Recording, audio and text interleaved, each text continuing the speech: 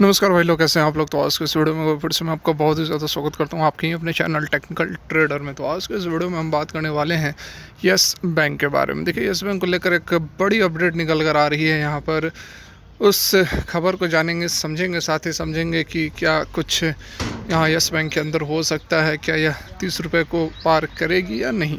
सारा कुछ जानेंगे इसी वीडियो में। रिक्वेस्ट रहेगी, यदि वीडियो अच्छी लगे तो लाइक करें, चैनल को सब्सक्राइब करें, बेल आइकन को हिट करें और कोई भी इन्वेस्टमेंट ट्रेड लेने से पहले अपने फाइनेंशियल एडवाइजर खुद एनालिसिस कर ले, क्योंकि वीडियो क्वेश्चन पेपर्स के लिए बनाई जा रही है। तो चलिए आगे बढ़ते हैं। तो यहाँ पर आप देख सकते हैं आज भी हल्की गिरावट हुई है। हालांकि आज क्या, पिछले कुछ दिनों से पूरी मार्केट में गिरावट चल रही है। ग्लोबल मार्केट और हमारी निफ्टी, बैंक निफ्टी, सभी में प्रेशर देखने को मिल रहा है। और वही कारण यहाँ पर हो सकता है कि यस बैंक के अंदर भी थोड़ी बहुत आपको प्रेशर देखने को मिल रही है। हालांकि यह 14 रुपये के रेंज पर आकर एक सपोर्ट लेने की कोशिश कर रहा है। देख सकते हैं कि लगातार गिरावट हुई थी और उसके बाद इस लेवल पर एग्जैक्टली 14 रुपये के लेवल पर यह सपोर्ट ले रहा है। 1 दिन, 2 दिन, 3 दिन और यह 4 दिन, 4 दिनों से यह इसी लेवल पर टिका हुआ है। जबकि बैंक निफ्टी वगैरह में ठीक ठाक करेक्शन देखने को मिल रहा है। 1%, 1.5%, 2% यह गिर रही है। तो चलिए, एक पॉजिटिव बात यह है कि 14 रुपये को कम से कम पकड़ के रखा हुआ है, इससे नीचे नहीं जा रही है। वॉल्यूम्स वगैरह भी आप देख सकते हैं कि कोई खास अब बन नहीं रही है। जो वॉल्यूम्स थी इन दिनों में थी, उसके बाद फिर से अब लोगों को लग रहा है कि यह फिर से अपने पुराने रूप में आ सकती है। पुराने रूप में 12 से 13 रुपये पर यह ट्रेड कर सकती है। उसी रेंज में यह कंसोलिडेट कर सकती है। तो खबर क्या निकल कर आ रही है उसको भी देख लेते हैं, फिर समझेंगे कि आगे क्या प्रोस्पेक्ट बनता है। तो यहाँ देखिए, जो बड़ी खबर निकल कर आ रही है आपके सामने है। तो यहाँ पर आप देख सकते हैं, Yes Bank Limited is exploring options to sell more than 5,000 crore worth of bad loans to the newly created National Asset Reconstruction Company Limited. तो देखिए, 5,000 करोड़ से भी अधिक की यहाँ पर बात हो रही है कि उसको ट्रांसफ़र करेंगे बैड बैंक में, जो कि अभी हाल फिलहाल में बनी है, जिसको कि NARC, national Asset Reconstruction Company limited हम कहते हैं। तो शुरू में यस बैंक का जो स्टैंड था वह नहीं चाह रही थी NARC में अपना बैड लोन्स डालना, क्योंकि वह खुद अपनी एसेट रिकंस्ट्रक्शन कंपनी बना रही थी। बात भी चल रही है, अभी भी प्रोसेस फाइनलाइज नहीं हुई है। तो अब क्या हर्डल्स आ रहे हैं उसको सेटअप करने में, ये तो बात की बात है, अंदर की बात है। अभी भी समय पहले था कि मार्च एंड तक, फर्स्ट क्वार्टर तक तैयार कर लिया जाएगा, सारा कुछ हो जाएगा। फिर प्रशांत कुमार ने कहा कि कुछ कोविड हर्डल्स के कारण और इसमें समय लग सकता है, नेक्स्ट क्वार्टर तक का टाइम लग सकता है, ऐसा बताया जा रहा है। तो अभी यह जो खबर निकल कर आ रही है कि 5,000 करोड़ से भी अधिक का जो ट्रांसफ़र है वह बैड बैंक में कर सकती है, इसके लिए बातें चल रही हैं। तो हो सकता है ये कुछ डिले, ARC की जो बातें चल रही थी उसमें और कुछ डिले हो सकता है। उसको नज़र में रखते हुए यहाँ पर अब यस बैंक अपना जो स्टांस है वह चेंज करते हुए अब 5,000 करोड़ के आसपास डालने के लिए तैयार हो गई है।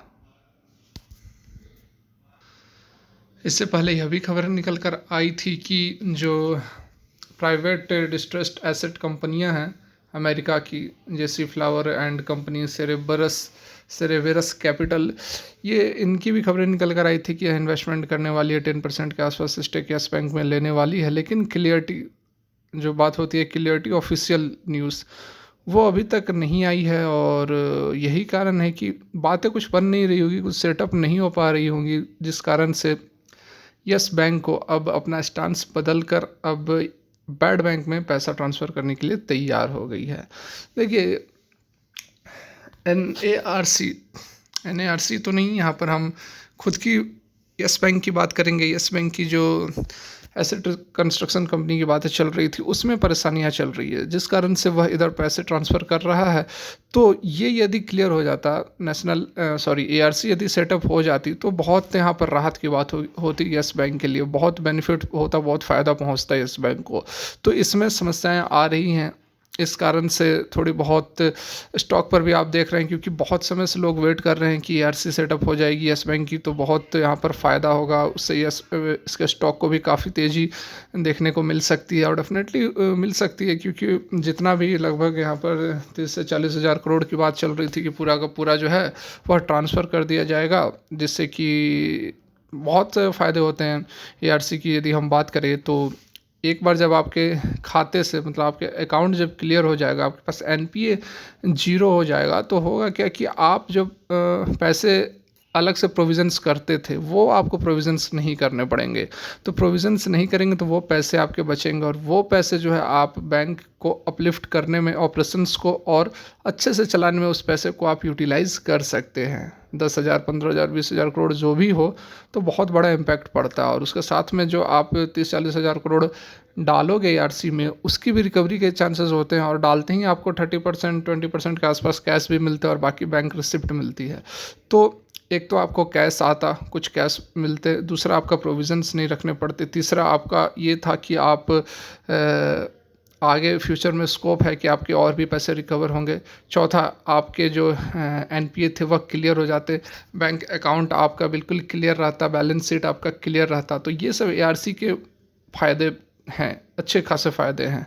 अगर सेटअप हो जाता तो स्टॉक में तेज़ी भी हमें देखने को मिलती, लेकिन ऐसा लग रहा है कि इसमें डिले हो सकता है, सेकेंड क्वार्टर से भी आगे बात चल सकती है। इस कारण से येस बैंक अब इधर तैयार हो गई है। तो ये भी बात है कि पूरे के पूरे पैसे नहीं डाल रही है, 5,000 करोड़ डाल रही है, फिर भी 30-35 हज़ार करोड़ के आसपास अभी भी इसके बैड लोन्स हैं, ठीक है, बैड एसेट्स हैं, जिसको कि अपनी एआरसी में यह ट्रांसफ़र करेगी, आगे जब भी सेटअप होगी तो करेगी।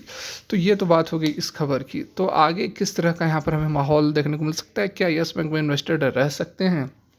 तो देखिए, बात यह है कि अभी जिस तरह से ग्लोबल सिनारियो चल रहा है, लगातार इंटरेस्ट रेट जो है वह फेड बढ़ा रही है, तो उसका भी इम्पैक्ट देखने को मिल रहा है। बीच बीच में रसिया यूक्रेन की भी खबरें जो है माहौल बिगाड़ रही हैं। तो आगे हमें यही देखना होगा कि सारा जो मामला शांत होता है, रसिया यूक्रेन का हो गया, फिर से जो इंटरेस्ट रेट बढ़ा रही है फेड, ये सारे जो मामले शांत होते हैं, तो ये देखना होगा कि क्या यह 14 रुपये पर जो सपोर्ट ले रही है वहाँ से क्या रिबाउंड करती है। अगर रिबाउंड होता है तो हमें ऊपर की ओर एक मूवमेंट देखने को मिल सकता है, और यदि ये सारे मामले शांत हो जाते हैं उसके बाद भी येस बैंक उसी लेवल पर रहता है, तो फिर मुश्किल है, फिर 13 से 14 रुपये के बीच में येस बैंक चल सकती है। तो देखना पड़ेगा, वेट करना पड़ेगा इन सारे मैटर्स को शांत होने के बाद ही यहाँ पर क्लियरिटी आ पाएगी कि येस बैंक किस तरह की चाल दिखाएगी। तो फिलहाल के लिए यहीं तक देखने के लिए बहुत बहुत धन्यवाद।